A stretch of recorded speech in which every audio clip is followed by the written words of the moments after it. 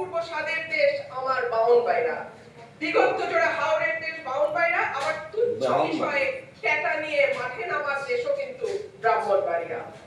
Speaker, বাংলাদেশের শিল্প সাহিত্য সংস্কৃতির রাজধানী বলা হয় ব্রাহ্মণবাড়িয়াকে। এই মাটিতে একদিকে যেমন সুর সম্রাট ওস্তাদ আলাউদ্দিন খাঁ বাসুচিন্দের বর্মনে জন্ম হয়েছে, তেমনি এই মাটিতে জন্ম নিয়েছেন ধীরেন্দ্রনাথ দত্ত বা অলি আহাদের মতন সংগ্রামী চরিত্র, যাদের কল্যাণে বাংলা আজকে আমাদের রাষ্ট্রভাষার স্বীকৃতি পেয়েছে। স্পিকার, আমার নির্বাচনী এলাকা ব্রাহ্মণবাড়িয়া 2 এর অন্তর্গত আশুগঞ্জ একটি শিল্প নগরী। এখানে আছে সার কারখানা, বিদ্যুৎ কেন্দ্র, চালকল, মিল, ফ্যাক্টরি, আছে বন্দর। ব্রাহ্মণবাড়িয়ার গ্যাস যায় সারা বাংলাদেশে, কিন্তু ব্রাহ্মণবাড়িয়ার মানুষ গ্যাস পায় না। স্পিকার, তিতাস গ্যাস ফিল্ড বাংলাদেশের অন্যতম প্রাচীন ও প্রধান প্রাকৃতিক গ্যাস কেন্দ্র। 1962 সালে আবিষ্কৃত এই গ্যাস ক্ষেত্র থেকে বর্তমানে 22টি কূপের মাধ্যমে দৈনিক প্রায় 325 মিলিয়ন ঘনফুট গ্যাস জাতীয় গ্রিডে সরবরাহ করা হচ্ছে। 1991 সালে সরাইল উপজেলার সদর ইউনিয়নে গ্যাসের সংযোগ দেওয়া হয়।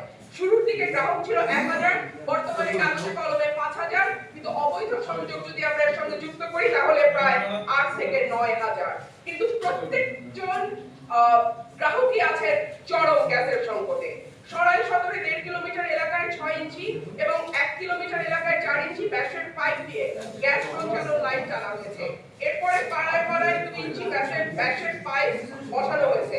কিন্তু সমস্যা হলো সকাল 7টা থেকে দুপুর 2টা পর্যন্ত গ্যাসের কোনো চাপ থাকে না, চুলা মিটমিট করে জ্বলে। এরপর মন চাইলে গ্যাস আসে 1 ঘন্টার জন্য, তারপরে আবার রাত পর্যন্ত গ্যাসের কোনো খবর নাই। দেশে গ্যাসের সংকট আছে, তারপরে শীতকালে গ্যাসের চাহিদা আরো বাড়ে। অন্যদিকে আছে অবৈধ সংযোগ। Bakhrabad gas transmission and distribution system limited Brahmanbaria কার্যালয় থেকে জানানো হয়েছে, লোকবলের অভাব সহ নানা সংকটে তাদের তদারক করা সম্ভব হচ্ছে না। স্পিকার, 2016 সালে বাসাবাড়িতে গ্যাসের সংযোগ দেওয়া বন্ধ হলেও এখনো কিন্তু অসাধু কর্মকর্তাদের সাহায্যে বেশ কিছু মানুষ বাড়িতে অবৈধ গ্যাসের সংযোগ দিয়ে রেখেছে। সরকার রাজস্ব বঞ্চিত হচ্ছে এবং যাদের বাড়িতে সত্যিকারের লাইন আছে তারাও গ্যাস পাচ্ছে না। শেষ মাটির চুলা, এলপিজি সিলিন্ডার আর বৈদ্যুতিক চুলা ভরসা। কিন্তু মাননীয় স্পিকার, আমাদের জীবন মানের এখন এমন উন্নয়ন হয়েছে যে গ্রাম বা মফস্বল এলাকাতেও এখন কিন্তু মানুষ ফ্ল্যাটে থাকে, পাকা বাড়িতে থাকে, উঠান এখন অনেকটাই বিলাসিতা।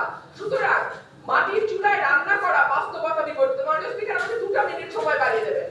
মাটির চুলায় রান্না করা, মাননীয় সদস্য 1 মিনিট আপনাকে দিলাম। অন্যদিকে যদি আমরা এলপিজির দিকে তাকাই মাননীয় স্পিকার, 1940 টাকার সিলিন্ডার বলে বটে, তবে 2200 টাকার নিচে কোথাও সিলিন্ডার পাওয়া যায় না। আর আমরা যদি বিদ্যুতের চুলার কথা বলি তাহলে বলতে হয় ঢাকা শহরে 1-2 ঘন্টা লোডশেডিং থাকে, কিন্তু গ্রামে সেটা 14 ঘন্টা পর্যন্ত গড়ায়। সুতরাং গ্যাস ছাড়া আমাদের আসলে এই মুহূর্তে সত্যিকার অর্থে চুলা জ্বালাবার মতন জ্বালানি নেই। এবং ব্রাহ্মণবাড়িয়ার গ্যাস যেহেতু সকল দেশের অন্যান্য এলাকায় সকল এলাকায় যায়, সুতরাং আমার দাবি থাকবে আগে ব্রাহ্মণবাড়িয়ার গ্যাস ব্রাহ্মণবাড়িয়ার মানুষ পাবে, তারপরে এটি অন্য এলাকায় যাবে। মাননীয় স্পিকার, সম্প্রতি তিতাস গ্যাস ক্ষেত্রের 31 নম্বর একটা কূপ খনন হচ্ছে, যেখান থেকে দৈনিক 9 মিলিয়ন